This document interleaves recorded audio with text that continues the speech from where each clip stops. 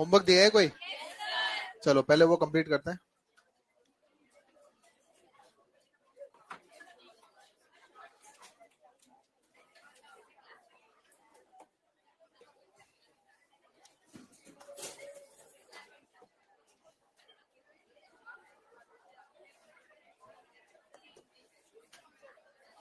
अच्छा, पिछली क्लास में स्पेयर्स के बारे में पढ़ना शुरू कर दिया था हम लोगों ने। सॉलिड कंडक्टिंग स्पेयर पढ़ा था ना, सॉलिड कहाँ पढ़ा अभी तक हमने? हाँ सॉलिड भी पढ़ेंगे, वो एक अलग बात है, लेकिन अभी कंडक्टिंग ही पढ़ा है हम लोगों ने। चलो ठीक है, तो जो होमवर्क मैंने पिछली क्लास में दिया था ना, उसको अपन डिस्कशन कर लेते हैं। ठीक है, सबसे पहले आ जाओ बिगनर बॉक्स नंबर 5 में।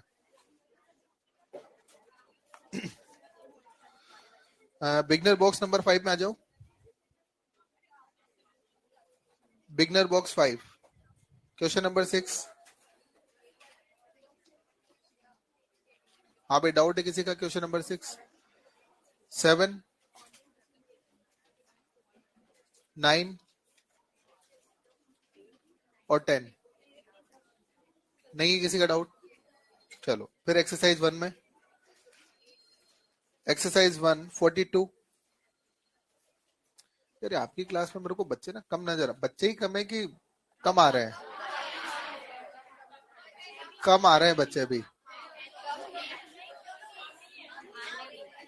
बच्चे भी कम और आ भी कम रहे हैं।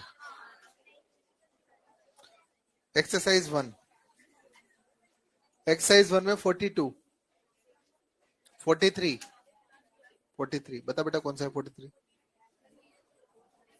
अच्छा ठीक है, देख ये बोल रहा है कि दो इक्वल और अपोजिट चार्ज है। किसका डाउट था? आपका था। ठीक है, दो इक्वल और अपोजिट चार्ज है, तो परपेंडिकुलर बाइसेक्टर पर इलेक्ट्रिक फील्ड और इलेक्ट्रिक पोटेंशियल, दो पॉइंट पे डिस्कशन करना है अपने को ना। तो देख बेटा, पहले तो ये दो पॉइंट चार्जेस बना देते हैं हम, इक्वल और अपोजिट। अगर एक प्लस क्यू हो तो और एक माइनस क्यू हो गया, इक्वल अपोजिट चार्ज हो गए। परपेंडिकुलर बाइसेक्टर बनाएंगे पहले इसका। देखो ये परपेंडिकुलर बाइसेक्टर हो गया, ये वाली लाइन। अब इस लाइन के किसी पॉइंट पर अपने को इलेक्ट्रिक फील्ड और इलेक्ट्रिक पोटेंशियल के बारे में बात करनी है। तो कोई भी पॉइंट ले लेते हैं इस लाइन पर। जैसे मान लो ये पॉइंट ले लिया मैंने यहाँ पर, ठीक है। अच्छा, ये डिस्टेंस अगर आर है तो ये डिस्टेंस भी आर ही रहेगी। सबसे पहले यहाँ पर बात कर लेते हैं पोटेंशियल के बारे में। इसका पोटेंशियल होगा के क्यू बाई आर और इसका होगा माइनस के क्यू बाई आर, दोनों को जोड़ेंगे तो जीरो आ जाएगा। तो बोलो पोटेंशियल तो कितना आ गया? जीरो। रही बात इलेक्ट्रिक फील्ड की, तो इलेक्ट्रिक फील्ड के लिए पहले डायरेक्शन वगैरह ड्रॉ करते हैं, फिर वेक्टर सम करते हैं। इस प्लस चार्ज का जो इलेक्ट्रिक फील्ड होगा वो अवे फ्रॉम द चार्ज है ना। इसका इलेक्ट्रिक फील्ड इस तरह से बनेगा, away from the charge, minus वाले का टुवर्ड्स द चार्ज, ऐसा बनेगा। बता बेटा दोनों का जो रिजल्टेंट आएगा वो किधर आएगा? रिजल्टेंट क्या बोलो, इधर की तरफ आएगा। तो ये नेट फील्ड आपका हो गया। अच्छा, जीरो है कि नॉन जीरो है? तो बता बेटा, इस परपेंडिकुलर बाइसेक्टर पे इलेक्ट्रिक पोटेंशियल तो जीरो मिल रहा है आपको, बट इलेक्ट्रिक फील्ड जीरो या non zero? Non zero. Clear हो गया ना? ये 43 था।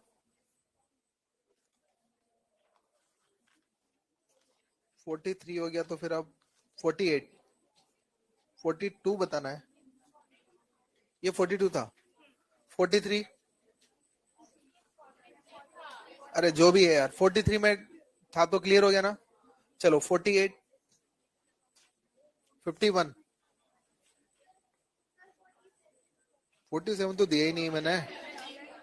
कहाँ दिया है 47 मैंने? कौन सा वाला है बताना एक बार। नहीं नहीं नहीं, पढ़ा ही नहीं अभी तो आपने 47, होमवर्क में भी नहीं दिया मैंने।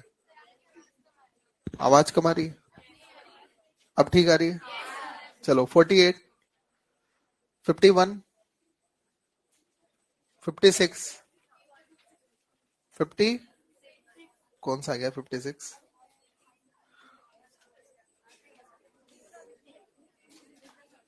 अरे तुम कैलकुलेशन करना कब सीखोगे रे?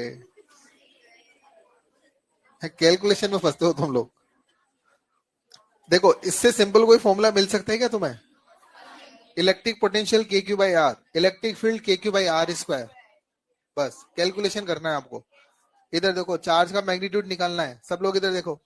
अच्छा, इसने पोटेंशियल दे दिया 600 वोल्ट और इलेक्ट्रिक फील्ड दे दिया 200, है ना। अच्छा बताओ, इलेक्ट्रिक फील्ड का फॉर्मूला क्या होता है? और ये कितना दिया? 200 दिया ना ये तो, इक्वेशन 1। अच्छा, पोटेंशियल का फॉर्मूला क्या होता है? और ये दे दिया 600। क्यों निकालना है? दो इक्वेशन और दो अननोन, बस खत्म। दो इक्वेशन से दो नॉन सोल्व किए जा सकते हैं? अब देखो, अब ये सोल्व कैसे करना है ये आपके ऊपर डिपेंड करता है, ठीक है। देखो ये किस तरह से सोल्व करना है, एक बार आप सब लोग इधर देख लो। मैं दोनों को डिवाइड कर देता हूँ भाई। मैं 1 को 2 से डिवाइड करने जा रहा हूँ, कर दो डिवाइड। तो K Q by are square is divided by K Q by R equal to 1/3। K Q से के क्यू, आर से आर, तो 1/r इक्वल टू 1/3, तो r इज इक्वल टू 3। अब r को 3 यहां रख दो आप, इस इक्वेशन में r की जगह 3 रख दो। तो देखो k की जगह तो हो गया 9 इंटू 10 की पावर 9, q निकालना है, r की जगह 3 इक्वल टू 600। सोल्व कर लो q, जो भी आएगा आंसर है आपका, जो भी आएगा वो आप सोल्व कर लेना। आप कर लोगे ना? चलो ये कौन सा नंबर था? 56 था। हाँ कुछ कहना है? 50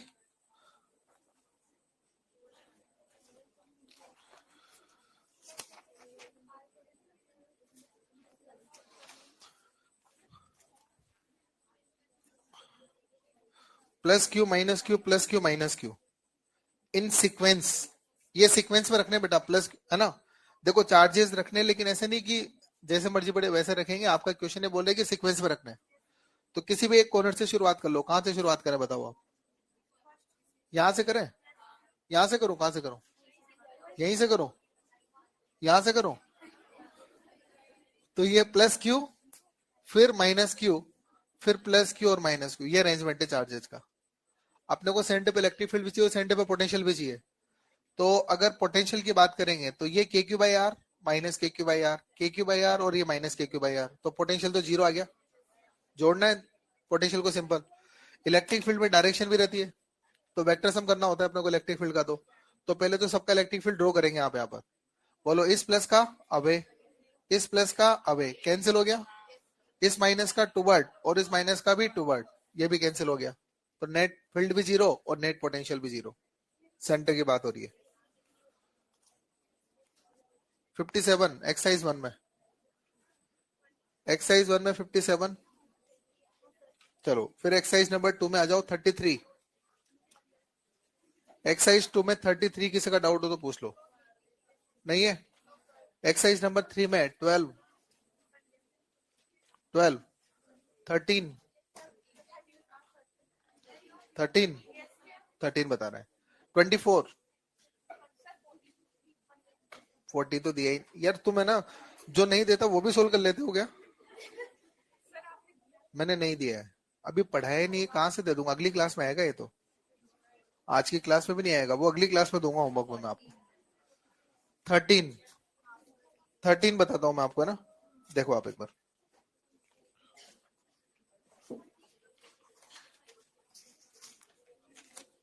चलो इधर देखें आप लोग एक बार सब। ये डायग्राम बना के दे रखा है आपको। यहाँ पर ए है, ये डी है, सी और ये पॉइंट है बी। यहाँ पर एक प्लस क्यू है और यहाँ पर एक माइनस क्यू है। ये मॉड्यूल किसका था? ठीक है बेटा, एक बार देखो सब लोग बोर्ड पे, है ना। जिनका भी डाउट था देखो, कैलकुलेशन कुछ भी नहीं है इसमें, पूरा लॉजिकल क्वेश्चन है, ठीक है। आपका क्वेश्चन ये बोलना चाह रहा है कि देखो इसने दो चार्ज रख दिए, एक तो प्लस क्यू और एक माइनस क्यू, और 4 पॉइंट यहाँ पर इसने मार्क कर दिए आपको, ए बी सी और डी। आपको चारों पॉइंट का पोटेंशियल कंपेयर करना है, वैल्यू वैल्यू नहीं चाहिए, सिर्फ कंपेयर करना है। कंपेरिजन इस तरह से करना है कि यार यहाँ का सबसे ज्यादा है, यहाँ का सबसे कम है, इस तरह से कंपेरिजन अपने को पोटेंशियल को करना है, ठीक है भाई।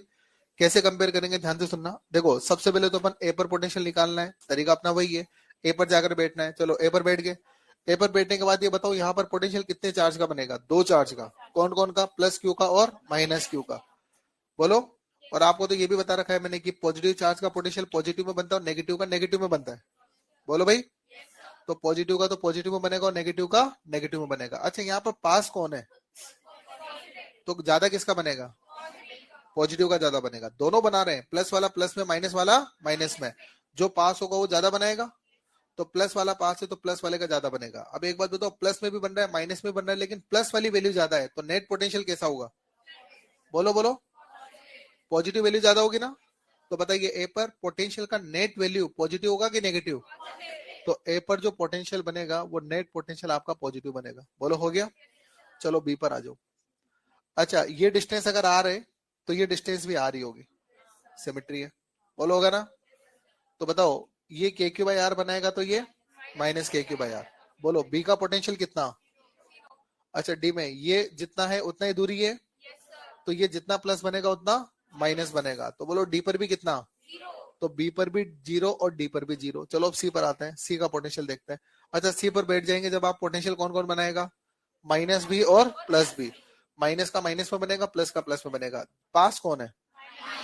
तो ज्यादा माइनस वाले का बनेगा। तो सी पर नेट पोटेंशियल क्या नेगेटिव आएगा?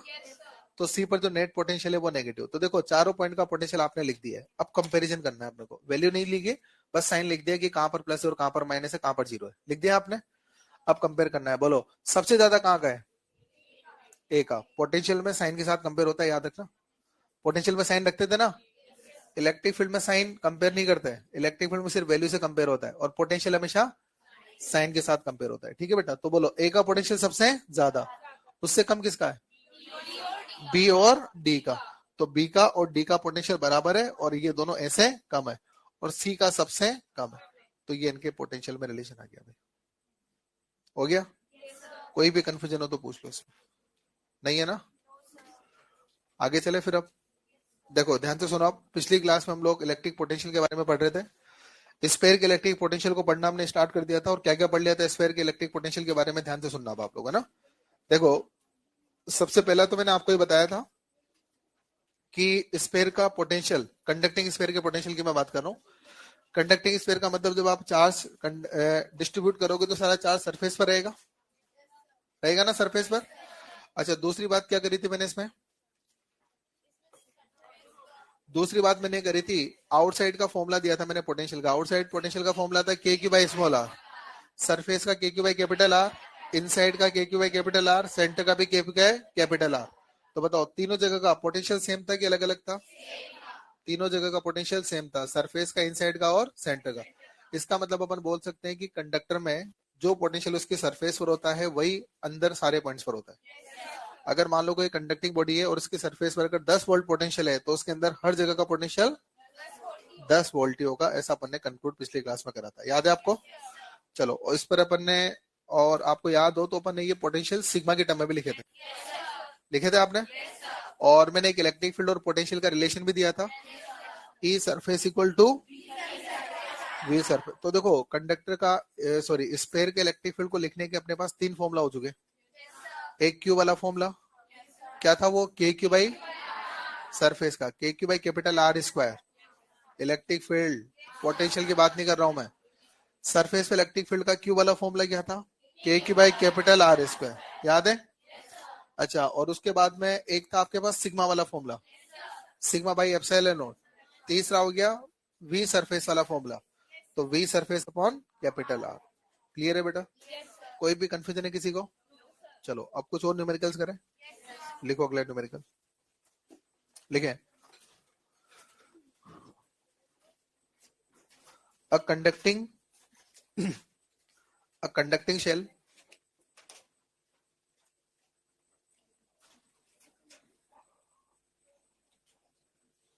a conducting shell of radius r a conducting shell of radius r has potential capital V at surface. A conducting shell of radius capital R has potential V at surface. उसकी surface का potential V है, ऐसा question बोलना चाह रहा है। Find electric field, find electric field at a distance 2r, capital 2r. Find electric field at a distance 2r from center.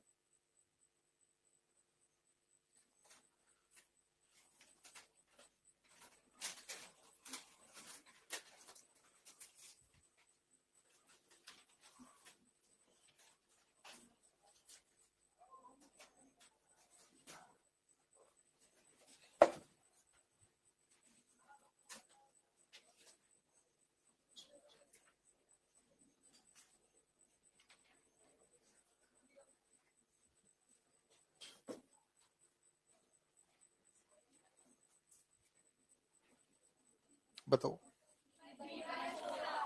Answer आ गया? कितने बच्चों का आंसर आ गया? कितना है? V by 4R। V/2R भी आ रहा है, किसी का आ रहा है क्या V/2R? नहीं आ रहा है, चलो ठीक है, सही आंसर है V/4R। एक बार सब लोग इधर देख लो, पहले इसको समझ लेते हैं आपका क्वेश्चन बोलना क्या चाह रहा है। एक बार सभी का पूरा ध्यान पूरा टेंशन बोर्ड पे होना चाहिए, ठीक है ना। इधर देखें आप लोग, देखो बेटा ये तो स्पेयर हो गया, इसकी रेडियस R हो गई। अच्छा, शेल का मतलब होता है होलो स्पेयर, जानते हैं आप लोग। रेडियस कितनी है R, चार्ज इसका Q, चार्ज मैंने मान लिया, इसने दिया नहीं है, मैं अपनी तरफ से चार्ज मान लेता हूँ कि Q इसका चार्ज है, ठीक है। अच्छा, ये सरफेस का पोटेंशियल दे रहा है आपको, और आपको पता है सरफेस का पोटेंशियल होता है KQ/R। तो सरफेस का पोटेंशियल V है, तो बता बेटा मैं V को क्या लिख सकता हूँ, KQ/R। Equation number 1। Electric field कहाँ का पूछ रहा है, 2R, 2R डिस्टेंस पर पूछ रहा है, और 2R डिस्टेंस वाला पॉइंट कहाँ होगा, क्या सरफेस पर होगा या आउटसाइड होगा? बिल्कुल, सेंटर से 2R डिस्टेंस का मतलब आउटसाइड पॉइंट है, तो आउटसाइड पॉइंट पे इलेक्ट्रिक फील्ड पूछा है, तो यहाँ पर इलेक्ट्रिक फील्ड पूछा है इसने, और बोलो ये डिस्टेंस कितनी है, 2R ये डिस्टेंस है। तो देखो यहाँ पर इलेक्ट्रिक फील्ड इसने पूछा है, तो ये इलेक्ट्रिक फील्ड पूछ रहा है आपसे। तो बताइए यहाँ पर अगर मैं इस E को लिखना चाहूँ तो बोलो ये E कितना हो जाएगा, KQ/में 2R का होल स्क्वायर, तो ये आपके पास हो जाएगा KQ/में 4R²। This is equation number 2। बोलो हो गया ना। अब एक बात बताओ, आपको इलेक्ट्रिक फील्ड निकालना है, लेकिन आपके आंसर में क्यू नहीं होना चाहिए, क्योंकि क्यू आपने माना है। आप इस बात को भी जानते हो ना कि जो चीज आपने मानी है वो आपको एलिमिनेट करनी होती है। क्यू अगर आपके आंसर मारा है तो उसको एलिमिनेट करना है। अब क्यू को एलिमिनेट करने का आइडिया है मेरे पास, मैं एक काम करता हूँ, दोनों इक्वेशंस को डिवाइड कर लेता हूँ। मैं इक्वेशन 1 और 2 को डिवाइड कर लेता हूँ, 2/1 कर लेता हूँ, है ना। तो ई और वी को डिवाइड कर देना, ठीक है। ई का वैल्यू आपके पास बोलो बेटा कितना है, KQ/में 4R², और v का वैल्यू बोलो कितना है, KQ/में R, KQ से KQ, R से R, तो ये आपके पास आ गया 1/में 4R। तो बोलो जो E आपके पास आ रहा है वो आ रहा है V/में 4R। हाँ, किस किस को बात क्लियर हो गई है, कोई भी कंफ्यूजन है क्या किसी को इसमें? श्योर, लिख दो इसको।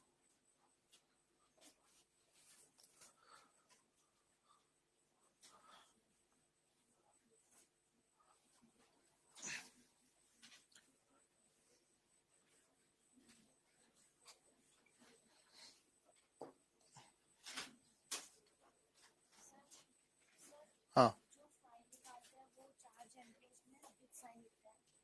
हाँ बिल्कुल, एनक्लोज चार्ज को तो बेटा साइन के साथ ही लिखोगे ना, मतलब टोटल नेगेटिव है टोटल पॉजिटिव है, तो उसको तो साइन के साथ ही लिखना पड़ेगा आपको, है ना। इलेक्ट्रिक फील्ड कैलकुलेशन में साइन नहीं लेते, फोर्स कैलकुलेशन में साइन नहीं लेते, फ्लक्स कैलकुलेशन में चार्ज का साइन लेंगे, और पोटेंशियल कैलकुलेशन में भी चार्ज का साइन लेंगे, ठीक है ना। हाँ, और कोई डाउट है किसी को भी, आगे बढ़े बोलो। ठीक है, तो एक बहुत बढ़िया कॉन्सेप्ट है, लेकिन डायरेक्ट अगर लिखाऊंगा तो आपके पेट में दर्द होने लगेगा। बताऊं क्या है, पहले थोड़ा सा एक आइडिया देता हूं मैं आपको, देखो। जैसे ये मान लो मेरे पास में दो कॉन्सेंट्रिक स्पेयर है, एक बार सब लोग इधर देखें, क्या है मेरे पास, दो कॉन्सेंट्रिक शेल्स बोल लो, दो कॉन्सेंट्रिक स्पेयर बोल लो, ठीक है ना। अच्छा, जैसे मान लो अंदर वाले की जो रेडियस है वो R है, बाहर वाले की रेडियस 2R है। आपने अंदर वाले को चार्ज दिया Q, बाहर वाले को चार्ज दिया 3Q, ये चार्ज आपने इनको दे रखा है, ठीक है। अच्छा, अगर मैं आपसे बोलूं यार अंदर वाले का पोटेंशियल बताओ और बाहर वाले का पोटेंशियल बताओ, क्या बता दोगे? अच्छा, अंदर वाले का पोटेंशियल पूछा, मैंने तो ये भी नहीं बताया कि कहाँ का निकालना है, तो सरफेस का निकालना है। कहाँ का निकालना है? अगर मैं बोलूँ कि find potential of find potential of inner sphere, मतलब इनर स्पेयर की सरफेस पर निकालना है। मैं अगर आपसे बोलता हूँ कि find potential of outer sphere, outer की सरफेस का निकालना है, मतलब इनर का पोटेंशियल, मतलब इसका कोई पॉइंट ले लो सरफेस पर, जैसे मैंने ए लिया तो ए का निकाल दोगे। मैंने बोला आउटर का पोटेंशियल निकालो, तो आउटर स्पेयर पर एक पॉइंट ले लोगे और वहां का निकाल दोगे। बोलो क्लियर है? कौन कौन यहाँ का पोटेंशियल निकाल देगा, ए का निकाल दोगे श्योर? क्या करना है पोटेंशियल निकालने के लिए, तरीका वही है, जहां पोटेंशियल निकालना है वहां जाके बैठना है, और फिर ये देखना है किस किस को कंट्रीब्यूशन हो रहा है, दोनों के कंट्रीब्यूशन को लिख के जोड़ देंगे तो ए का पोटेंशियल आ जाएगा। सेम काम बी के लिए करोगे। मान लो अगर मैं डायग्राम बना के आपसे कहता कि find potential difference between A and B, क्या करना पड़ता? Find potential difference between A and B, क्या करना पड़ता? आप पहले ए का निकालते, फिर बी का निकालते, फिर डिफरेंस करके और आंसर निकालते हैं। बोलो क्लियर है? चलो ठीक है, तो फिर इनका दोनों का पोटेंशियल डिफरेंस अगर निकालना होता तो अब दोनों का निकाल के फिर डिफरेंस कर लेते। अगर मान लीजिए मैं आपसे बोलता कि मैंने क्या करा, इन दोनों स्पेयर को एक वायर से आपस में कनेक्ट कर दिया, एक वायर के थ्रू दोनों स्पेयर को मैंने क्या कर दिया, कनेक्ट कर दिया, तो कनेक्ट करने के बाद इनका नया चार्ज बताओ। नहीं नहीं नहीं, अच्छा तुम्हारे दिमाग, अरे नहीं नहीं बिल्कुल भी नहीं, मत सोचना मत सोचना, वो जो तुम सोच रहे हो ना Q1 dash upon Q2 dash equal to R1 upon R2, वो यहाँ नहीं लगेगा, वो यहाँ लगेगा, इस केस में लगेगा। Q1 dash upon Q2 dash equal to R1 upon R2 वो इस वाले कंडीशन में लगता है, एक कंडक्टर के अंदर दूसरा कंडक्टर यहाँ नहीं लगता। यहाँ पे याद है क्या होता है, जैसे ही अगर कोई कंडक्टर किसी, अगर कोई चार्ज कंडक्टर किसी होलो कंडक्टर के अंदर रखा हो ना, और अगर आपने दोनों कंडक्टर को एक वायर से जोड़ दिया, तो अंदर वाले कंडक्टर का कंप्लीट चार्ज बाहर वाले पर ट्रांसफर होकर चला जाता है। अंदर वाले का पूरा चार्ज ट्रांसफर होकर कहां चला जाता है, ये कॉन्सेप्ट होता है। अब बोला ना पेट में दर्द होने लगेगा आपको, अब मन नहीं मान रहा ना आपका, तो मैं इसको पूरा मैथमेटिकली प्रूव करके बताऊंगा। तो मैं क्या करता हूँ, इस कॉन्सेप्ट को एक क्वेश्चन की फॉर्म में ले लेता हूँ, उस क्वेश्चन के थ्रू मैं समझा दूंगा आपको। अगर एक चार्ज कंडक्टर किसी दूसरे होलो कंडक्टर के अंदर रख दिया, और अगर आपने दोनों कंडक्टर को एक वायर के थ्रू जोड़ दिया, तो अंदर वाले कंडक्टर का पूरा चार्ज ट्रांसफर होके बाहर वाले कंडक्टर पर शिफ्ट हो जाएगा। बोलो क्लियर है? लिखें आप लोग, लिखें, to concentric conducting shells, two concentric conducting shells of radius, two concentric conducting shells of radius capital R and small r, capital R and small r, bracket में लिख लो capital R is greater than small r, capital R is greater than small r. Two concentric conducting shells of radius capital R and small r are given charge capital Q and small q, are given charge capital Q and small q. हो गया? Find, तीन बातें find करनी है इसमें। First आप लिखें potential at the surface of each sphere, potential at the surface of each sphere. दूसरा, potential difference between the surfaces of spheres, potential difference between the surfaces of spheres. And third, if both spheres are connected by a wire, if both spheres are connected by a wire, find, both spheres are connected by a wire, find new charge on spheres. Both spheres are connected by a wire, find new charge on spheres. चलो बेटा, ये question आपको solve नहीं करना है ना, board पे देखना है आप सभी को। एक बार फोकस सभी का बोर्ड की तरफ होना चाहिए, सुनना सब ध्यान से, ठीक है? चलो एक बार बोर्ड की तरफ देखो बेटा, सब सुने। सबसे पहले तो आप ये बताओ, क्वेश्चन के लैंग्वेज को पढ़ के डायग्राम कौन कौन बना सकता है? इसका डायग्राम बना के देना है आपको। क्या दो कॉन्सेंट्रिक स्पेल लेना है? देखो ये दो कॉन्सेंट्रिक स्पेल ले लिया मैंने यहाँ पर, एक ये हो गया और दूसरा ये हो गया। अच्छा, रेडियस स्मॉल आर और कैपिटल आर, एक की स्मॉल आर है और दूसरे की कैपिटल आर। अच्छा, चार्ज कितना कितना है इनका? कैपिटल क्यू और स्मॉल क्यू। बोलो क्लियर है? तो देखो कैपिटल क्यू और स्मॉल क्यू हो गया, इसका तो क्या है स्मॉल क्यू, और इसका क्या है कैपिटल क्यू। हो गया? आपको क्या करना है कि दोनों स्फीयर की सरफेस पर पोटेंशियल निकालना है, ठीक है ना? तो देखो पहले तो छोटे वाले की सरफेस पर एक पॉइंट ले लेते हैं ए, फिर एक बड़े वाले की सरफेस पर पॉइंट ले लेते हैं बी। तो मुझे पोटेंशियल निकालना है ए पर और बी पर। कहाँ कहाँ निकालना है? चलो तो देखो, सबसे पहले तो ए और बी दोनों पॉइंट पर पोटेंशियल निकालते हैं। सबसे पहले तो ए का निकालते हैं। पोटेंशियल निकालने का तरीका आपका वही है, जिस पॉइंट का पोटेंशियल निकालना है पहले तो वहां पर जाकर बैठना है। बोलो कहां बैठे पहले? ए पर। अच्छा, ए पर बैठने के बाद क्या करें? ये देखें कितने स्पेयर का पोटेंशियल यहाँ पर कंट्रीब्यूट हो रहा है। क्या दो स्पेयर का कंट्रीब्यूट हो रहा है? छोटे वाले का भी और बड़े वाले का भी। अब ध्यान से सुनना, ये स्टेप इंपॉर्टेंट है। जब आप छोटे वाले का, देखो ये छोटा वाला स्पेयर है, आपको इसका पोटेंशियल ए पर लिखना है। बताओ ए कहाँ है? सरफेस पर। और सरफेस पर पोटेंशियल होता है के, चार्ज क्या है इसका? स्मॉल क्यू अपॉन रेडियस कितनी है? Small r. तो ये छोटे वाले का कॉन्ट्रीब्यूशन ए पर हो गया, बोलो प्लस। अब देखो ये बड़ा जो स्पेयर है ना, इसका कॉन्ट्रीब्यूशन कहाँ लिखना है? ए पर। बड़े का कॉन्ट्रीब्यूशन कहाँ लिखना है? बोलो ये जो पॉइंट है ना बड़े वाले के अंदर है, तो बोलो बड़े का कॉन्ट्रीब्यूशन क्या इनसाइड वाले फॉर्मूले से लिखोगे? और इनसाइड वाला फॉर्मूला होता है के, चार्ज क्या है? Capital Q divide by radius, बड़े वाले का कॉन्ट्रीब्यूशन। ये छोटे वाले का, ये बड़े वाले का ए पर।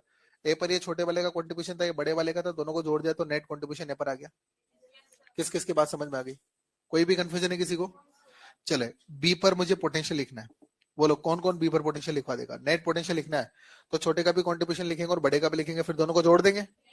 देखो सबसे पहले तो ये हो गया पॉइंट बी। देखो ये छोटा वाला स्पेयर है ना, ये छोटा स्पेयर है, इसका कॉन्ट्रीब्यूशन कहाँ लिखना है? बी पर। बताओ ये बी स्पेयर के बाहर है ना। और बताइए जब पॉइंट आउटसाइड होता है तो फॉर्मूला होता है k Q by small are.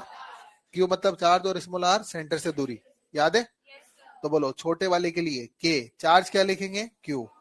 और इस पॉइंट पर पोटेंशियल लिखना है तो ये दूरी क्या है? बोलो सेंटर से दूरी हो जाएगी कैपिटल आर।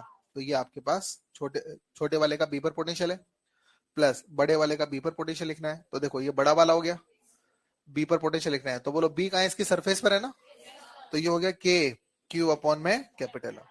आपने ये छोटे का सॉरी ए का पोटेंशियल लिख दिया और फिर इसके नीचे बी का पोटेंशियल लिख दिया। किस किस को बात क्लियर हो गई है? किसी भी स्टेप में कोई डाउट है, कंफ्यूजन है? पहला वाला में कहां पर? ये वाला में, ए वाले में, इसमें भी कौन से स्टेप में? देख बेटा यहाँ पर पोटेंशियल लिखना था अपने को छोटे स्पेयर का, है ना। तो ये जो पॉइंट है ना ये स्पेयर की सरफेस पर ही तो है, और जब पॉइंट सरफेस पर होता है तो फॉर्मूला होता है k Q by capital are. लेकिन आर कैपिटल आर का मतलब रेडियस होता है, याद रखना, है ना। तो जब इसका पोटेंशियल लिखूंगा ना मैं ए पर, तो के चार्ज की जगह क्यू, और कैपिटल आर का मतलब ये कैपिटल आर नहीं है, रेडियस है, तो इस वाले की रेडियस तो स्मॉल आर है ना, तो ये रख दिया आपने। क्लियर है? और भी कोई कंफ्यूजन हो तो पूछ लो किसी को। बी पॉइंट का फर्स्ट वाला पॉइंट देखो, ये स्पेयर है बेटा आपके पास, इसका पोटेंशियल यहां लिखना है मेरे को, तो ये पॉइंट कहां पर है? आउटसाइड का फॉर्मूला होता है k Q by small are, है ना। तो के चार्ज की जगह क्या लोगे? Small Q. और डिस्टेंस क्या है इस पॉइंट की? ये लो बेटा, इसका पोटेंशियल लिख रहे हो तो चार्ज इसी का लोगे ना आप, और इस पॉइंट आउटसाइड है तो याद है ना स्पेयर के मामले में डिस्टेंस हमेशा सेंटर से ली जाती है। क्लियर हो गया? और कोई डाउट हो तो पूछ लो। नहीं है? आपने क्या करा, दोनों की सरफेस का पोटेंशियल लिख दिया। ये तो आपका फर्स्ट वाला पार्ट सोल्व हो गया। सेकंड वाला पार्ट क्या है? पोटेंशियल डिफरेंस आपको निकालना है। चलो ठीक है, तो पोटेंशियल डिफरेंस निकालते हैं। एक बार इधर देखें सब लोग, पोटेंशियल डिफरेंस निकालते हैं, है ना। पोटेंशियल डिफरेंस, पोटेंशियल डिफरेंस इसको पीडी बोल देते हैं शॉर्ट में ना। पोटेंशियल डिफरेंस आप निकालने जा रहे हैं, ठीक है। अच्छा, डिफरेंस अगर करना है ना दो वैल्यूज का, तो बोलो क्या करते हैं, एक में से दूसरा माइनस कर देते हैं, तो वीए में से वीबी माइनस कर दो। अच्छा कोई बोलेगा सर वीए में से बीबी माइनस क्यों करा? तो यार आपका मन नहीं है तो बीबी में से वीए माइनस कर देना, और क्या। भाई डिफरेंस का मतलब यही होता है ना, जैसे मान लो इसके पास 100 रुपीज है, इसके पास में 150 रुपीज है। मैंने बोला कि यार दोनों के पैसों में कितना डिफरेंस है। अब आपने क्या 100 में से 150 माइनस करा था क्या, या 150 में से 100? डिफरेंस जब बताते हैं ना तो उसमें ये फर्क नहीं पड़ता कि मतलब किसमें से किसको माइनस करता है, सिर्फ वैल्यू बतानी होती है। आप अगर 100 में से 150 माइनस करोगे तो -50 आंसर नहीं करोगे, 50 ही करोगे, क्योंकि डिफरेंस में सिर्फ वैल्यू बताई जाती है, साइन नहीं बताते उसमें। समझ में आएगी बात? तो एक का पोटेंशियल ये है, दूसरे का ये है। डिफरेंस बताना है तो एक में से दूसरा माइनस कर दो। चलो तो माइनस कर लेते हैं, तो मैंने वीए में से बीबी माइनस कर दिया। चले अब आप इधर देखें बेटा, ध्यान से सुने।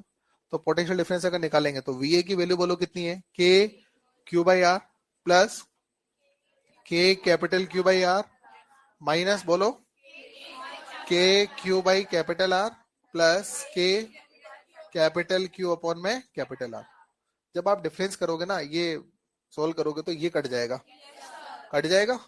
तो बोलो जब आप पोटेंशियल डिफरेंस निकालोगे तो बोलो पोटेंशियल डिफरेंस क्या आ जाएगा आपका, के और स्मॉल क्यू तो कॉमन आएगा, 1 upon small r minus 1 upon capital r. बोलो ये आ जाएगा। तो देखो ये दोनों स्पेयर का पोटेंशियल डिफरेंस आ गया आपके पास।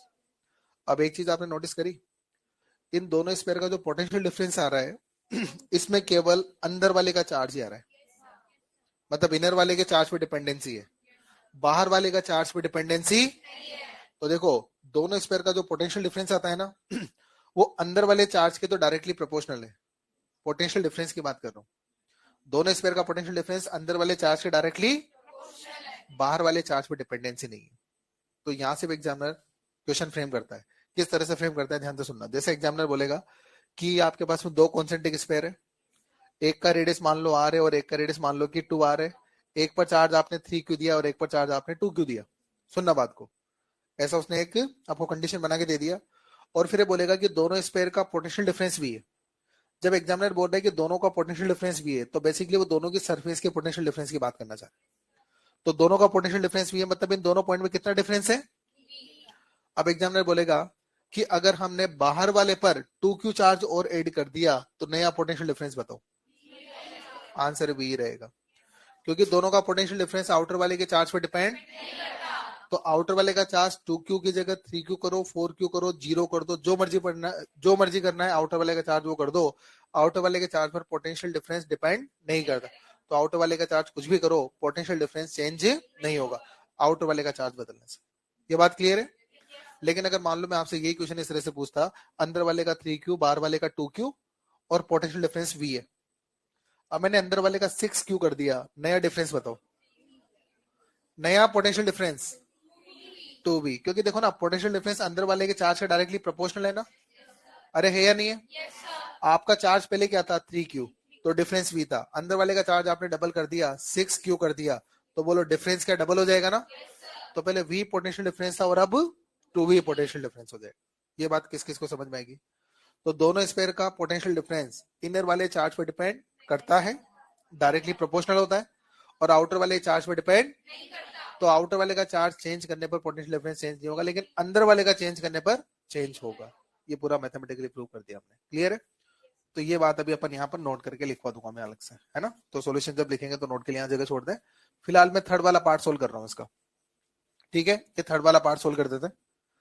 अच्छा बताओ, थर्ड वाला पार्ट ये बोल रहा है कि आपने दोनों स्पेयर को वायर से कनेक्ट कर दिया। इससे कनेक्ट किया।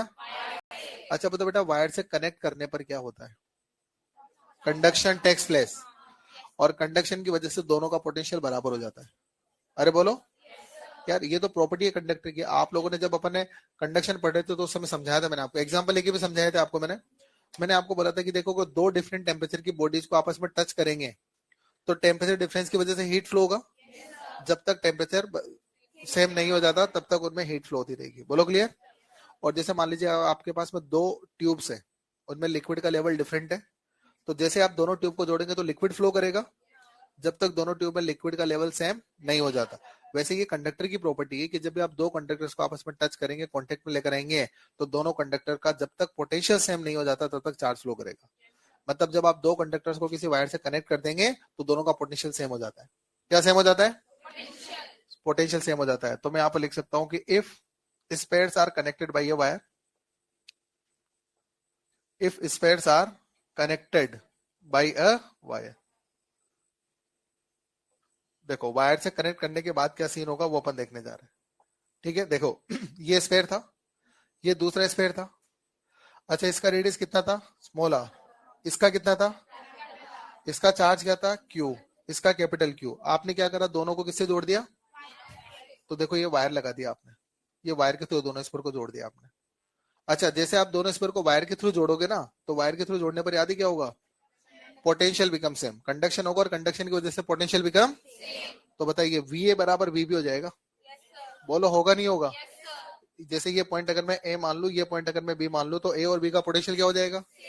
और वीए बराबर अगर वीबी हो गया तो बता बेटा वीए माइनस वीबी बिकम्स जीरो। मानते हो, पोटेंशियल सेम हो गया ए और बी का, तो वीए बराबर वीबी, और वीए बराबर वीबी है तो वीए माइनस वीबी कितना। और बोलो ये क्या वीए माइनस वीबी था क्या, बोलो ये क्या था वीए माइनस वीबी। तो बोलो इसको क्या जीरो के बराबर कर दें। बिल्कुल, ये जो पोटेंशियल डिफरेंस था ये आपका वीए माइनस वीबी तो था, तो वीए माइनस वीबी को अपन जीरो कर देते हैं। तो इस वाली टर्म को मैं जीरो करने जा रहा हूँ। K q 1 upon small r -1 upon capital r बराबर 0। तो ये टर्म आपकी 0 हो जाएगी, पोटेंशियल डिफरेंस आपका 0 हो जाएगा। बोलो होगा? अब एक बात बताना, इस इक्वेशन को 0 करने के मेरे पास में 3 तरीके हैं। मैथमेटिकली अगर अपन जाते हैं, इस इक्वेशन को 0 करने के कितने तरीके हैं? ये इक्वेशन 0 हो सकती है अगर k 0 हो, दूसरा q 0 हो, और तीसरा स्मॉल r बराबर कैपिटल आर हो। 3 कंडीशन में ये इक्वेशन 0 हो सकती है। अब एक बात बताओ, अब कौन सा फिजिबल है 0 करना, वो देखते हैं।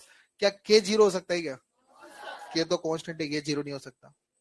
रेडियस दोनों की अलग अलग है ना, तो स्मॉल आर कैपिटल आर के बराबर भी नहीं हो सकता। तो बता बेटा, इस इक्वेशन को 0 करने का एकमात्र तरीका है कि स्मॉल क्यू 0 हो जाए।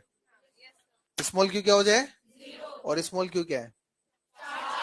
Charge of inner sphere. क्या है? इसका मतलब मैंने मैथमेटिकली प्रूव कर दिया कि जैसे आप दोनों स्फीयर को वायर से जोड़ेंगे तो अंदर वाले का चार्ज 0 बन जाएगा। अंदर वाले का चार्ज क्या बन जाएगा? तो अंदर वाले का चार्ज आप 0 लोगे। अब सवाल ये आता है कि अंदर वाले का चार्ज चलो 0 तो कर दिया, लेकिन गया कहाँ? क्योंकि हमने तो चार्ज की प्रॉपर्टी में ये भी पढ़ा है कि charge can not be created nor be destroyed. भाई चलो चार्ज 0 हो गया, ये तो मानता हूं। सवाल ये कि उस चार्ज का हुआ क्या है? क्या हुआ? वो जो अंदर वाला चार्ज 0 हुआ है ना, तो वो चार्ज 0 इसलिए हुआ है क्योंकि अंदर का पूरा चार्ज इस वायर के थ्रू बाहर वाले स्फीयर पर आ गया। तो बताओ, टच करने के बाद, दोनों को वायर से जोड़ने के बाद अंदर वाले का नया चार्ज 0, बाहर वाले का नया चार्ज क्यू पहले से ही था, अंदर वाले का स्मॉल क्यू और भी आ गया। तो बोलो, बाहर वाले का जो नया चार्ज होगा क्या capital Q plus small Q? ये किस किस को क्लियर हुआ? क्लियर है ना? लिख दो फटाफट इसको।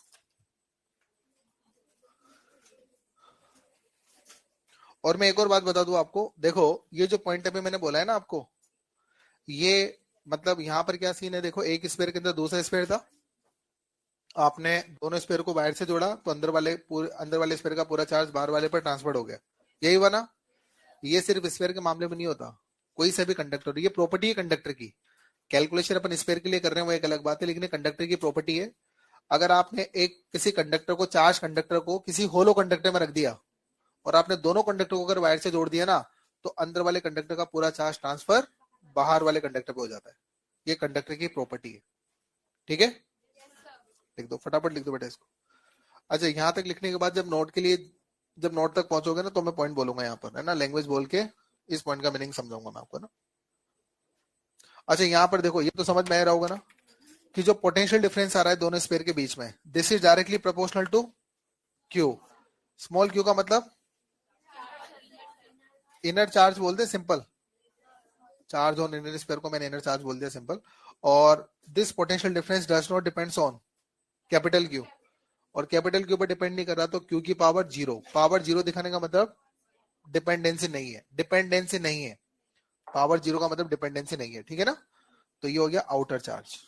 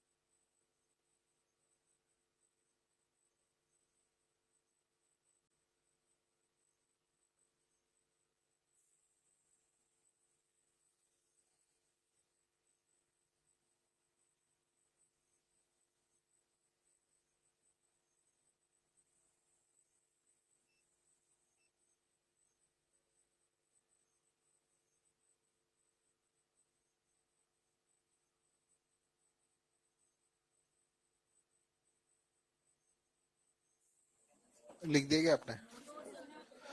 अच्छा यार, नोट की जगह क्या लिखना है बताओ? इसके नीचे स्टेटमेंट भी लिख देना है क्या ना? ये तो लिख ही दिया है मैंने। एक स्टेटमेंट बोलता हूँ, वो भी नोट के साथ लिख देना। क्या कुछ कर रहे हो? जगह नहीं है?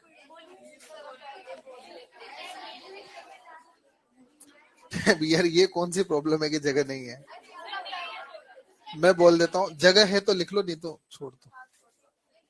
ठीक है। वैसे मैथमेटिकली तो लिखवा दिया है, बस इसी को स्टेटमेंट में लिखवा रहा हूँ मैं। ठीक है। लिखें, potential difference between two conducting spheres, potential difference between two conducting spheres is directly proportional to charge of inner sphere. Potential difference between two conducting potential difference between two concentric conducting sphere करना है यार। नहीं नहीं, जो सही है वो सही लिखना पड़ेगा। Potential difference between to concentric conduct, क्योंकि कॉन्सेंट्रिक नहीं होगा तो फिर कॉन्सेप्ट ही नहीं होगा ना। Potential difference between to concentric conducting spheres is directly proportional to charge of inner sphere, directly proportional to charge of inner sphere, and potential difference does not depends on charge of outer sphere, and potential difference does not depends on charge of outer sphere.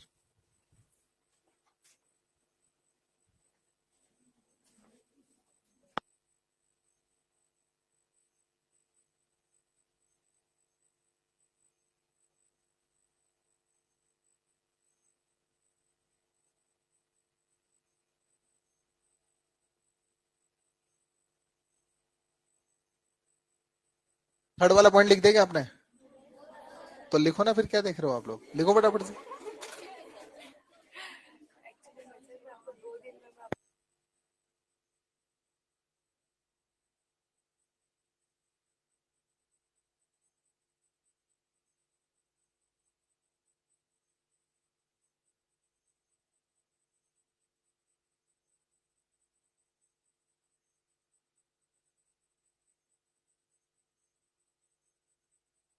चले, लिख लिया ना आपने?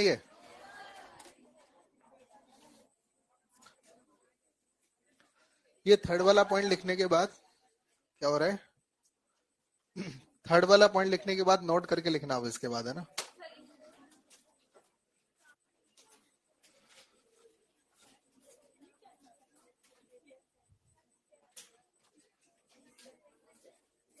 लिखें इसमें,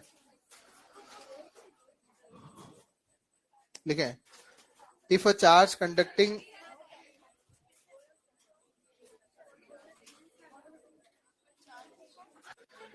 if a charge conductor, if, जो मैं बोल रहा हूँ वो लिखो बस आप। if a charge conductor is placed inside a hollow conductor, if a charged conductor is placed inside a hollow conductor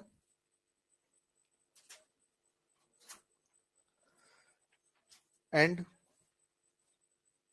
they are connected by a wire, and they are connected by a wire,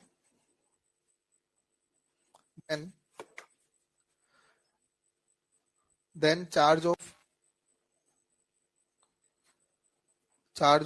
inner conductor, then charge of inner conductor will be completely transferred, charge of inner conductor will be completely transferred to the outer conductor, charge of inner conductor will be completely transferred to the outer conductor। लिख दिया आपने ये? चलो देखो, ये जो बात अभी मैंने समझाई, इस पर एक न्यूमेरिकल लिख लेते हैं ना। लिखो, न्यूमेरिकल लिखें, लिखें, बोलो, लिखें, to concentric conducting shells, two concentric conducting shells of radius capital R and 2R, two concentric conducting shells of radius capital R and 2R are given charge 3q and 2q.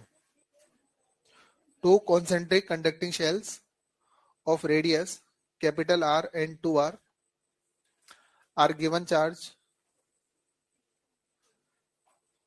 3q and 2q are given charge 3q and 2q. ठीक है? Then potential difference between shells is capital V. Potential difference between shells is capital V. Now 2q charge is added. Now 2q charge is added to outer shell.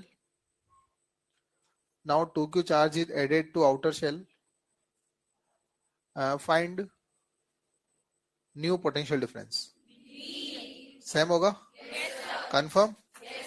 बिल्कुल. आपने charge किसका बदला है बताओ? और आपको पता है कि potential difference does not depends on outer charge of outer sphere. ठीक है? तो आउटर का चार्ज बदलने से पोटेंशियल डिफरेंस बदलेगा कि नहीं बदलेगा? पोटेंशियल डिफरेंस नहीं बदलेगा. क्लियर है बेटा? तो लिख दो, इसके एक्सप्लेनेशन में लिख दो, potential difference does not depends on charge of outer sphere. Potential difference does not depends on charge of outer sphere. So potential difference is V. Potential difference does not depends on charge of outer sphere. So potential difference is V. हाँ भाई, कर देंगे ऐसे questions? कोई problem तो नहीं आएगी ना? सिंपल सा है, देखो बिल्कुल एकदम. ये चैप्टर अभी तक कैसा लग रहा है? सिंपल है कि टफ है? टफ है. लेकिन बस इसमें एक ही परेशानी है, एक तो चैप्टर थोड़ा लेंथी है और फॉर्मूला बहुत सारे हैं. बस आप अगर इसको मैनेज कर लोगे ना, ध्यान से सुनना, देखो कॉन्सेप्ट तो बहुत लिमिटेड है इसके अंदर. मैं आपको बता दूं, अगर आपने चैप्टर के फॉर्मूलाज को अच्छे से हैंडल कर लिया ना, अगर मतलब सारे फॉर्मूला अगर लिख लिख के आप अगर याद कर रहे हो तो दिक्कत नहीं आएगी. दिक्कत याद ही कहाँ आती है? जब अपन फॉर्मूला भूल जाते हैं. और फॉर्मूला भूलने पर याद ही क्या होता है? पूछा जाता है फील्ड फॉर्मूला पोटेंशियल का लगा कर आते हैं. वहां गलतियां होती है इसके अंदर. मैं आपको क्लियर बोल रहा हूँ, किसी बच्चे ने अगर पूरे फॉर्मूला इस चैप्टर में अगर याद कर रखे ना, तो इस चैप्टर में गलती नहीं होती है. गलती तभी होती है जब पूछता फील्ड हो, निकाल तो पोटेंशियल हो. पोटेंशियल में भी अवे टुवर्ड्स करते रहते हो. हाँ ऐसा करते हैं, अभी नहीं. जब ये चैप्टर लगभग एंड होने के बाद महीने भर बाद बात करूंगा आप लोगों से मैं. जब बैक टेस्ट में आएगा ना, ये बैक पोर्शन में आया करेगा माइनर के अंदर, तब आप ही बोलोगे इस बात को, सर वो इलेक्ट्रोस्टैटिक के बार बार भूल जाते हैं. तो एक ही तरीका है. अगर देखो आपने अगर इसको स्टार्टिंग से अभी से हैंडल कर लिया ना, अगर एक काम करना, आप इसके सारे फॉर्मूलाज को एक नोटबुक पे लिख लेना, एक पेज लेके उस पे लिख ले सारे फॉर्मूलाज को, और उनको आप रेगुलर बेसिस पे रिवाइज करो. हर तीन चार दिन के अंदर फॉर्मूलाज को आप बार बार लर्न करो. अगर बार बार फॉर्मूला याद करते रहोगे तो फॉर्मूला भूलोगे भी नहीं, और जो गलतियां जनरली होती है बच्चों से, वो गलतियां नहीं होगी. गलतियां तभी होती है जब आप फॉर्मूला याद नहीं रखोगे. याद रखना इस बात का. ठीक है? अगर फॉर्मूला रेगुलर बेसिस पे याद करोगे तो जो गलतियां होती है वो नहीं होगी, और नहीं याद करोगे तो गलतियां होने लगेगी फिर. ठीक है भाई? चलो ठीक है. अब देखो एक और चीज है, नोट में एक और पॉइंट लिखाता हूं मैं. इधर देखो, देखो पोटेंशियल को आपने किस तरह से डिफाइन किया था, याद है आपको? इलेक्ट्रिक पोटेंशियल को किस तरह से डिफाइन किया था? कितने बच्चों को याद है इलेक्ट्रिक पोटेंशियल की डेफिनेशन? बहुत बढ़िया. It is work done in bringing unit positive charge from infinite to that point. एक और वर्ड होता है without change in kinetic energy.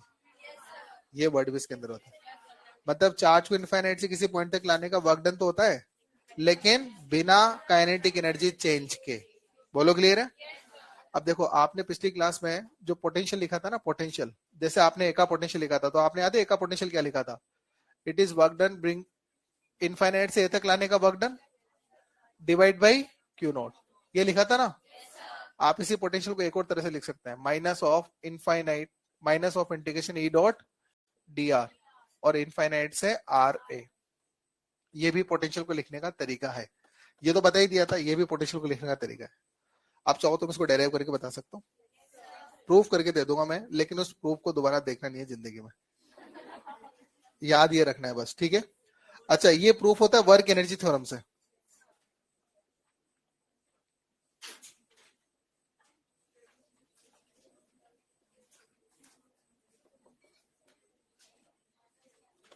Work energy theorem से ये डेराइव होता है बेटा। अपना आपने एक बात ये जानते होंगे ना कि वर्क एनर्जी थ्योरम बोलती है कि work done by all the forces equal to change in kinetic energy. पढ़ा है आप लोगों ने? Work done by all the forces is equals to change in kinetic energy. और एक बात बताऊं, जब अपन किसी चार्ज को एक जगह से दूसरी जगह लेकर आते हैं ना, तो उसमें दो तरह के वर्क डन इंक्लूड होते हैं। एक तो work done by external force, एक work done by electric force. देखो कैसे, मैं आपको बताता हूँ। जैसे मान लो आप जब पोटेंशियल को डिफाइन कर रहे थे तो कुछ इस तरह से डिफाइन कर रहे थे। ये इलेक्ट्रिक फील्ड था, आपको ए का पोटेंशियल निकालना था। आप एक यूनिट चार्ज को इनफाइनाइट से ए तक लेके आ रहे थे, याद है आपको? आप एक टेस्ट चार्ज को इनफाइनाइट से ए तक लेकर आ रहे थे।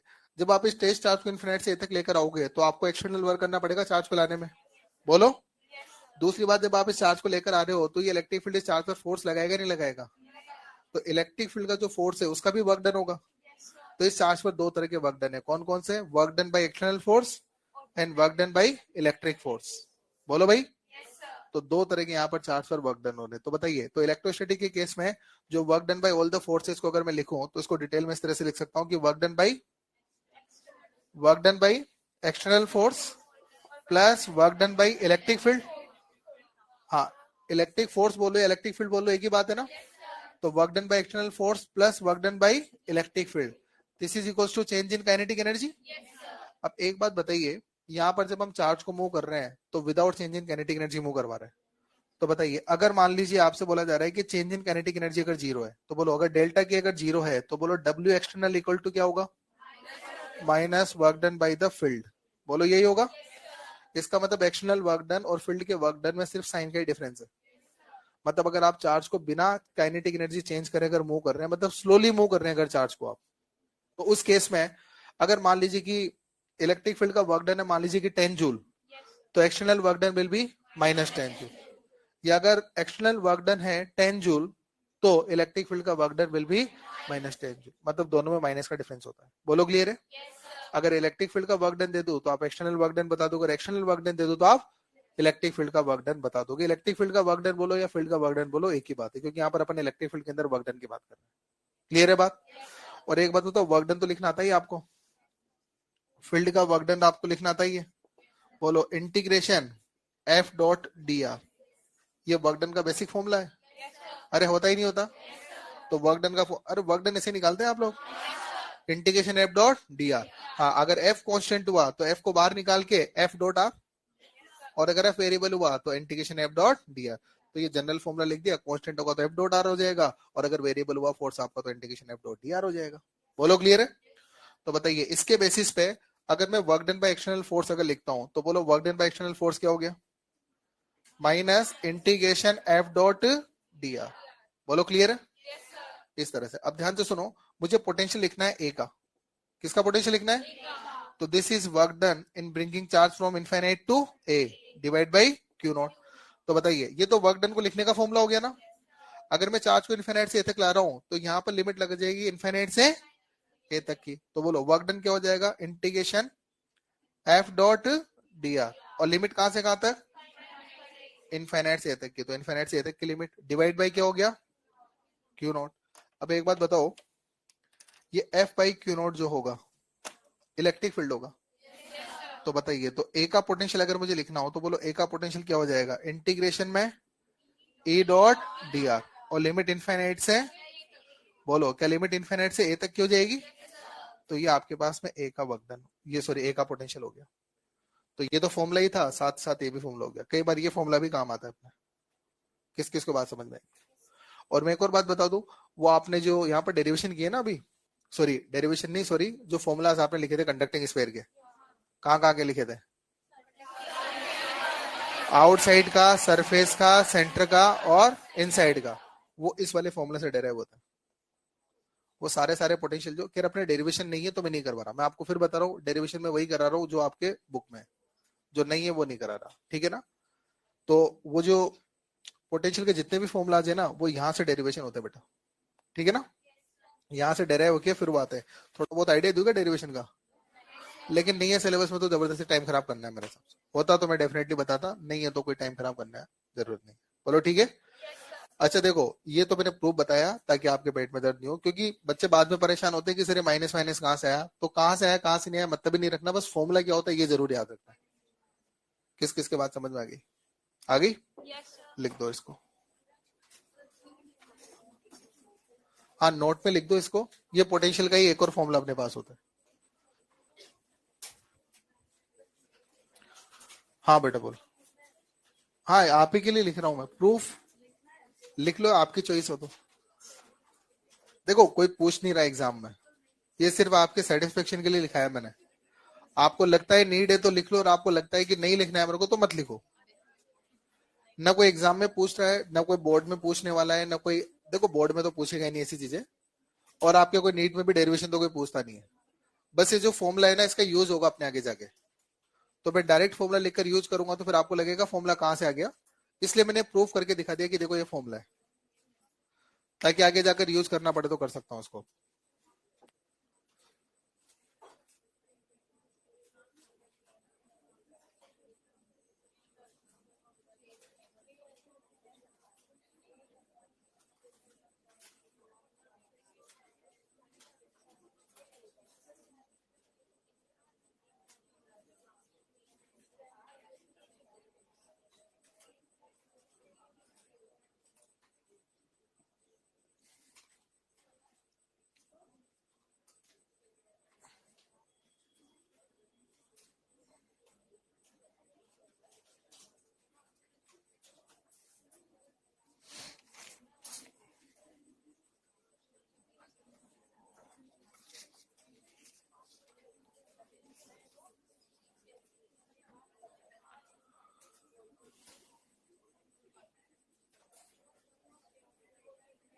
हाँ ये लिख दिया क्या आपने?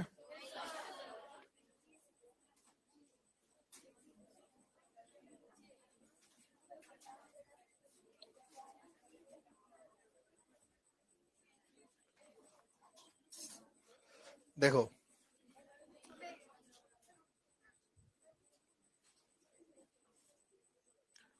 अब इसके बाद में सॉलिड नॉन कंडक्टिंग स्फीयर के पोटेंशियल को लिखने जा रहे हैं। आपने ग्रेविटेशन में भी पढ़ा होगा है तो, सॉलिड स्फीयर का पोटेंशियल पढ़ा था आपने? कितने बच्चों को फॉर्मूला याद है सॉलिड स्फीयर के पोटेंशियल की? कितनी जगह लिखे थे? कितनी जगह लिखे थे?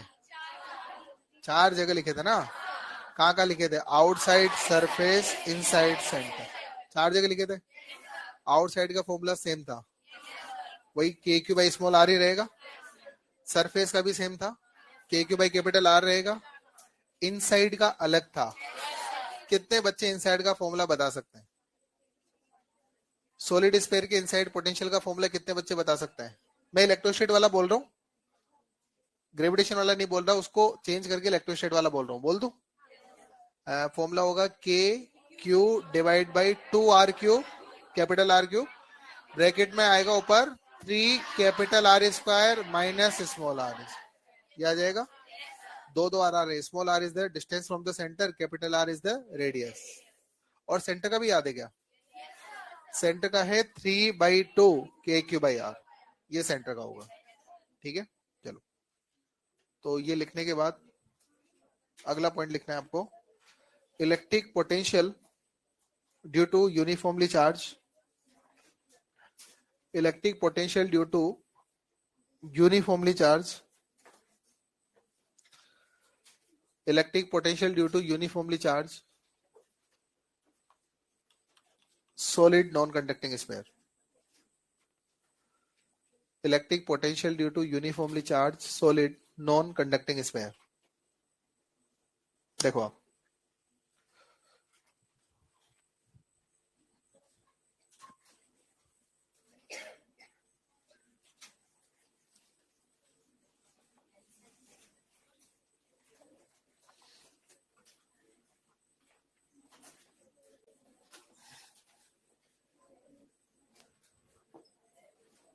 देखो ध्यान से सुनो बेटा।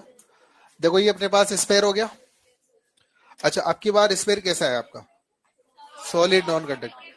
तो बताइए बेटा चार्ज का डिस्ट्रीब्यूशन कहाँ होगा, वॉल्यूमेट्रिक या सरफेस? अच्छा वॉल्यूमेट्रिक डिस्ट्रीब्यूशन होगा।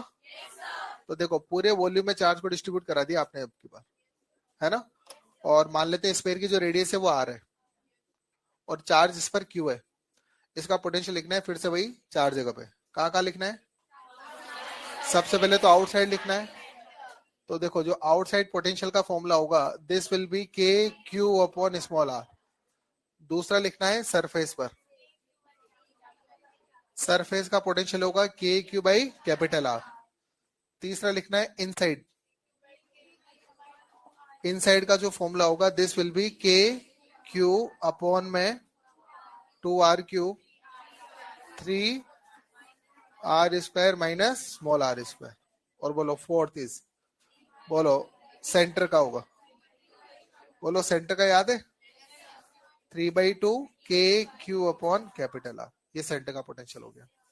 वैसे ये सिलेबस में नहीं, आपके बता दूं मैं, आपके सिलेबस में सिर्फ कंडक्टिंग स्फीयर ही है। ये सॉलिड नॉन कंडक्टिंग स्फीयर का पोटेंशियल आपके सिलेबस में नहीं है। लेकिन मैं इसलिए बता रहा हूँ क्योंकि देखो ये सेम चीज आप ग्रेविटेशन में भी पढ़ चुके हो, तो कोई अलग से तो है नहीं। मान लो नहीं है, लेकिन अगर आ गया तो कम से कम फॉर्मूला तो याद रहेगा अपने को, ठीक है ना। सोल्व तो कर पाएंगे, वैसे आता नहीं है लेकिन फिर भी याद होना चाहिए मेरे हिसाब से तो, ठीक है। और कम से कम ये याद कर लोगे तो ग्रेविटेशन का भी याद हो ही जाएगा, ठीक है। अच्छा अब देखो इसका ग्राफ बनाना है वी और आर में। ये वी और आर में ग्राफ अपने को बनाना है। अब देखो ये ग्राफ आप लोगों ने ग्रेविटेशन में भी बनाया होगा, बस वहां नीचे बना था, यहाँ ऊपर बनेगा, ठीक है ना। वो भी डिपेंड करेगा कि आपका चार्ज प्लस है या माइनस। माइनस हुआ तो नीचे बन जाएगा यहाँ भी, और प्लस हुआ तो फिर ऊपर बनेगा, ठीक है भाई। अब ध्यान से सुनना। सबसे पहले तो देखो अगर एक ग्राफ आपको बनाना है, सबसे पहले सेंटर की बात करते हैं, है ना। सेंटर पे कितना पोटेंशियल लिखोगे? 3/2 के क्यू अपॉन आर। सेंटर पे 3/2 के क्यू अपॉन आर है ना। तो देख बेटा ये सेंटर है, तो यहाँ का पोटेंशियल है 3/2 के क्यू अपॉन आर। तो देखो ये सेंटर है और यहाँ का पोटेंशियल हो गया 3/2 के क्यू अपॉन आर। ये सेंटर का पोटेंशियल हो गया आपका, बोलो हो गया। अच्छा उसके बाद जैसे सरफेस पर आओगे तो कितना रह गया? के क्यू बाई कैपिटल आर। तो सरफेस का मतलब स्मॉल आर बराबर कैपिटल आर, और सरफेस पर पोटेंशियल रह गया के Q by capital r. Centre पे था 3/2 के क्यू बाई आर, सरफेस पर हो गया के क्यू बाई आर। तो सेंटर से लेकर सरफेस तक पोटेंशियल डिक्रीज हो रहा है कि इंक्रीज हो रहा है? डिक्रीज हो रहा है। तो देखो ये सेंटर है ना, ये सॉरी ये सरफेस है, तो सरफेस पर आपका पोटेंशियल रह गया के क्यू बाई कैपिटल आर। तो ये पोटेंशियल तो आपका सरफेस पर है बेटा, और ये पोटेंशियल आपका कहाँ है? सेंटर पर। तो सेंटर से लेकर सरफेस तक पोटेंशियल डिक्रीज हो रहा है देखो। और इस तरह से बिल्कुल लीनियर डिक्रीज नहीं होता, थोड़ा सा ऐसे कर्व होकर डिक्रीज होता है ना, ये इस तरह से डिक्रीज होता है, ठीक है भाई। अच्छा उसके बाद में आउटर में तो रिलेशन क्या है? v proportional to 1/r। तो देखो बेटा ये ग्राफ बनेगा यहाँ पर v और r में, ये ग्राफ। और सेम ग्राफ आपने कहाँ बनाया? ऐसा ही ग्राफ बनाया होगा ना। तो ये ग्राफ हो गया, क्लियर है? कोई कंफ्यूजन? अच्छा बार वाले ग्राफ में तो कोई दिक्कत है ही नहीं, क्योंकि बार का रिलेशन तो v प्रोपोर्शनल टू 1/r का। इसको याद रखना पड़ेगा आपको, ये थोड़ा सा, क्योंकि स्टैंडर्ड रिलेशन नहीं है कोई, समझ गए ना। तो ये ग्राफ कुछ इस तरह का आता है। तो ये पूरा ग्राफ इस तरह का मिलाकर इस तरह से होगा, याद रख लेंगे इसको, लिख दो।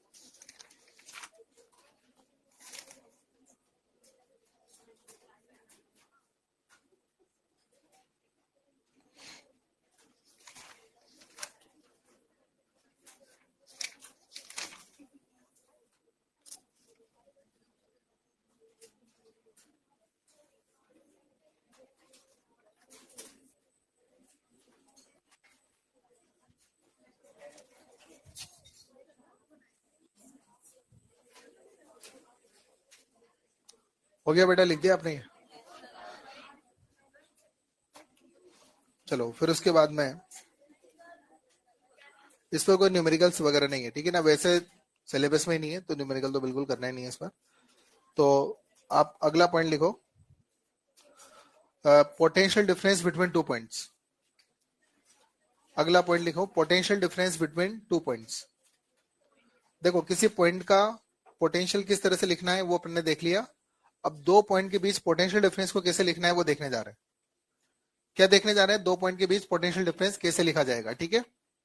चलिए एक बात इधर देखें सब लोग। अब अच्छा, जैसे मान लो ये इलेक्ट्रिक फील्ड रीजन हमारे पास है, ये कोई इलेक्ट्रिक फील्ड रीजन अपने पास है, ठीक है ना, ये कोई इलेक्ट्रिक फील्ड रीजन अपने पास है। मान लेते हैं कि यहाँ पर कोई पॉइंट ए है और यहाँ पर कोई पॉइंट मान लीजिए कि बी है, ठीक है ना। पॉइंट ए यहाँ पर है, पॉइंट बी यहाँ पर है। अच्छा, अगर मैं आपसे बोलता कि यार ए का पोटेंशियल लिख के बता दो, कौन कौन ए का पोटेंशियल लिख देता? ए का पोटेंशियल क्या डिफाइन करना आता है ना? It is work done bringing unit positive charge from infinite to point A without change in kinetic energy. B का पोटेंशियल लिखो, it is work done in bringing unit positive charge from infinite to point B without change in kinetic energy. बोलो, A का potential आता है लिखना, B का potential लिखना आता है। मैं तो बोल रहा हूँ कि यार ए और बी का पोटेंशियल डिफरेंस लिखा दो। कौन कौन लिखा सकता है? दो पॉइंट का पोटेंशियल डिफरेंस बताओ, क्या डेफिनेशन होनी चाहिए? It is work done in bringing unit positive charge from one point two another point without change in kinetic energy. बोलो क्लियर है ना? तो ये दो पॉइंट का पोटेंशियल डिफरेंस हो गया। तो लिख लो बेटा पोटेंशियल डिफरेंस की definition. Potential difference between two points is, potential difference between two points is potential difference between two points is work done in bringing unit positive charge, work done in bringing unit positive charge from one point to another point, from one point to another point without change in kinetic energy, one point to another point without change in kinetic energy। हो गया? कोई confusion है किसी को इसमें?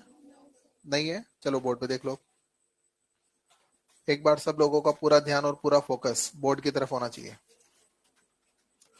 लिखें, इस पर काम करें। चलो अब इधर देखो आप एक बार। देखो अगर मुझे दो पॉइंट का पोटेंशियल डिफरेंस लिखना है तो पोटेंशियल डिफरेंस को मैं लिख रहा हूं डीवी से। क्या लिख रहा हूं? याद करो, पोटेंशियल के लिए आप फॉर्मूला लिखते थे integration E dot D are. बोलो, ये लिखते थे ना? पोटेंशियल के लिए फॉर्मूला लिखते थे minus of integration E dot D are. इस तरह से आप फॉर्मूला लिखते थे भाई। चलो देखो, अब एक बात बताओ, जब ए का पोटेंशियल लिखना था तो लिमिट इनफाइनाइट से ए तक की लगती थी, बी का लिखना था तो इनफाइनाइट से बी तक की लगती थी। आज मुझे ए और बी का पोटेंशियल डिफरेंस लिखना है तो लिमिट कहां से कहां तक? ए से बी तक। तो लिमिट हो जाएगी आर ए से आर बी। अच्छा इधर भी देखें तो मैं मान लेता हूं कि ए पर पोटेंशियल है वी ए और बी पर पोटेंशियल है वी बी।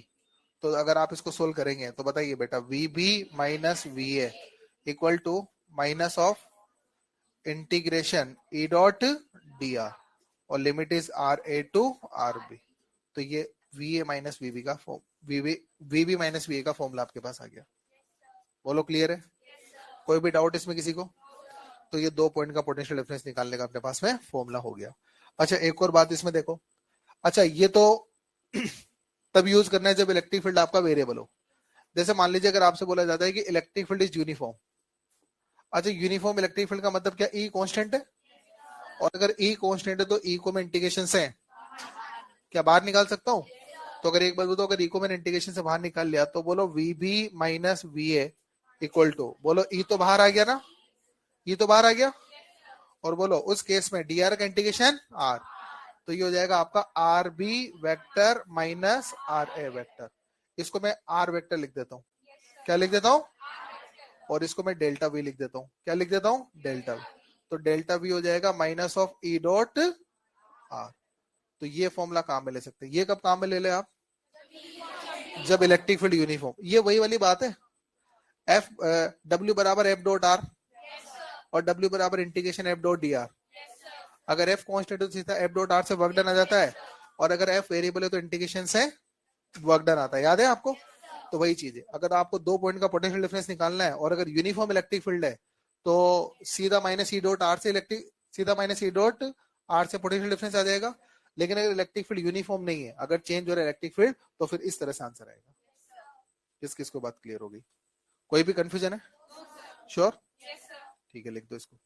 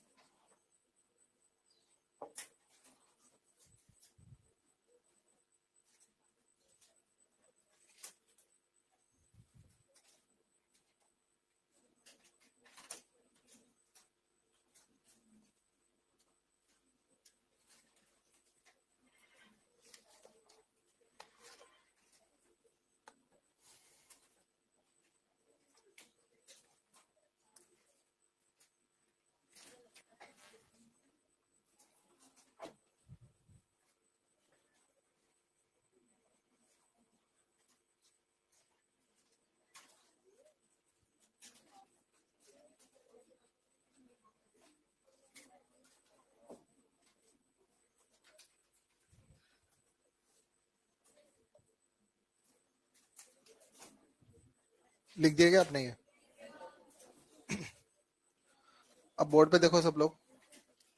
अच्छा, अब कुछ इंपोर्टेंट पॉइंट्स हम लोग लिख रहे हैं, ध्यान से सुनना और समझना इन पॉइंट्स को, ठीक है ना? एक बार सब इधर देख लो पहले तो। देखो ये मेरे पास एक पॉजिटिव चार्ज है, पॉजिटिव चार्ज दिख रहा है सभी को?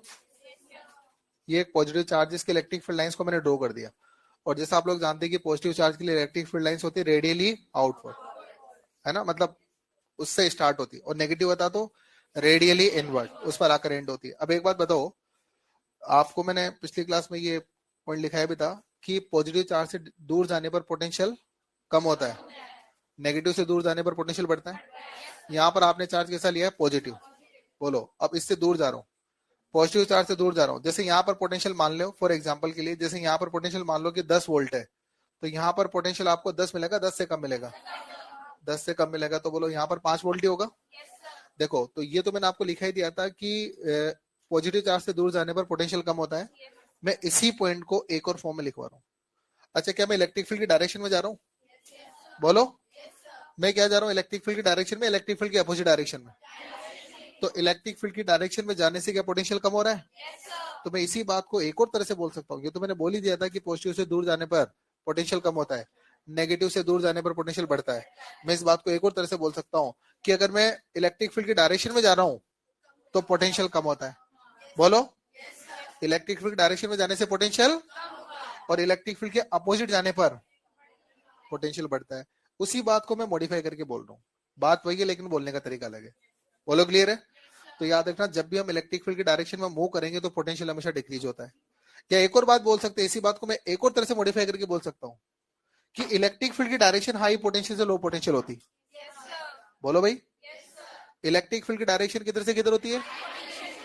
देखो, वही बात मैं अलग अलग तरह से बोल रहा हूँ, बात वही है, पॉइंट वही है, बस उसी बात को बोलने का तरीका बदल रहा हूँ।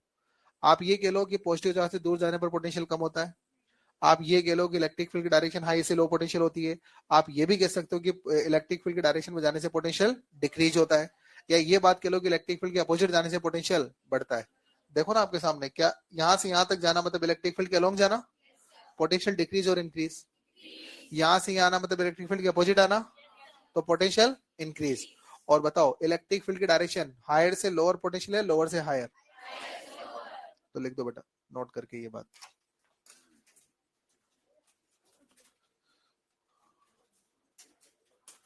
लिखें।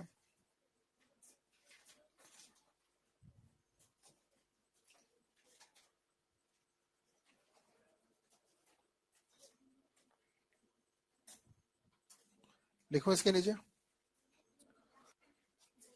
मतलब ये डायग्राम बना दो, इस डायग्राम के नीचे लिख दो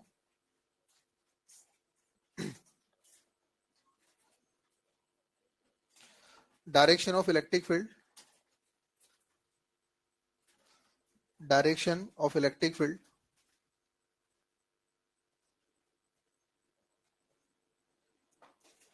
is higher potential to lower potential. Direction of electric field is higher potential to lower potential. ठीक है, फर्स्ट पॉइंट हो गया नोट में। सेकंड पॉइंट लिखो नोट में,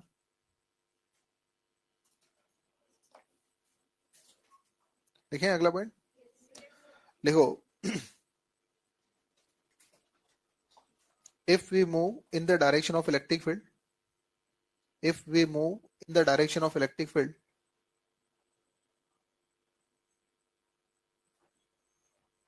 if we move in the direction of electric field, electric potential decreases, electric potential decreases, and opposite to direction of electric field, electric potential increases. Opposite to direction of electric field, electric potential increases. हो गया। अच्छा एक और बात देखें आप लोग, note में थर्ड पॉइंट देखें आप लोग। जैसे मान लो बेटा ये इलेक्ट्रिक फील्ड अपने पास है, ठीक है ना, ये इलेक्ट्रिक फील्ड अपने पास है। अच्छा जैसे मान लीजिए मैं आपसे बोलता हूं कि ये कोई पॉइंट ए है मेरे पास और ये कोई पॉइंट बी है, तो बताओ ए और बी में से किसका पोटेंशियल ज्यादा है? बोलो बोलो, ए का या बी का? क्या बता सकते हैं? बिल्कुल, इलेक्ट्रिक फील्ड की डायरेक्शन में जाने से पोटेंशियल कम होता है, तो ए से बी पर जाने पर पोटेंशियल क्या होगा? कम। दैट मींस बी का पोटेंशियल ए से कम।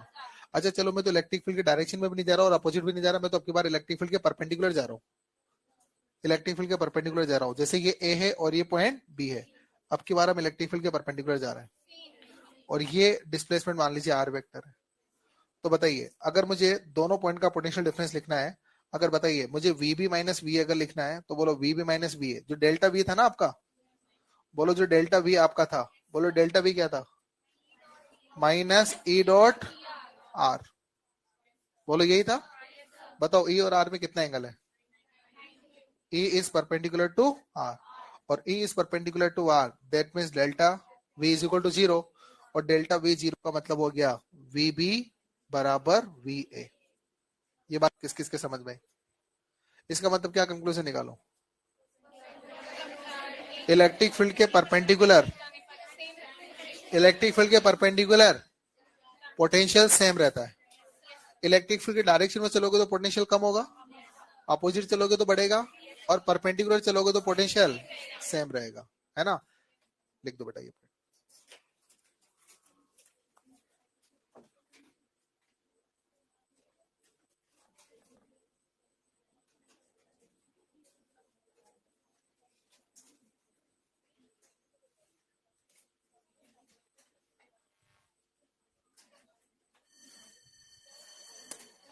हाँ चेंज,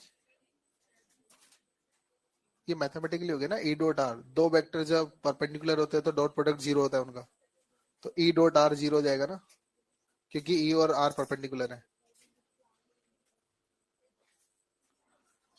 लिखा हूं इसके नीचे स्टेटमेंट, लिखो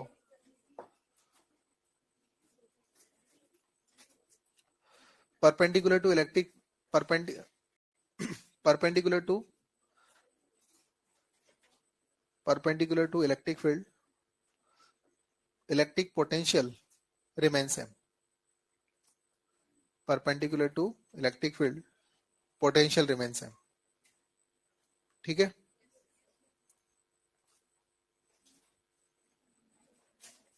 कोई कंफ्यूजन इसमें किसी को नहीं है? चलो ठीक है, मैं कुछ होमवर्क ऐड कर दूं क्या? और अगली क्लास में डिस्कशन होगा। तैयार है? लिखो तो फिर। एक्सरसाइज 1 में लिखो 44, 45, 46, 47, 49, 50, 59 और 60। एक्सरसाइज 2 में 1, 18, 20, 23, 27, 36। एक्सरसाइज नंबर 2 से। एक्सरसाइज 3 में लिखो एक्सरसाइज 3 में 6, 9, 11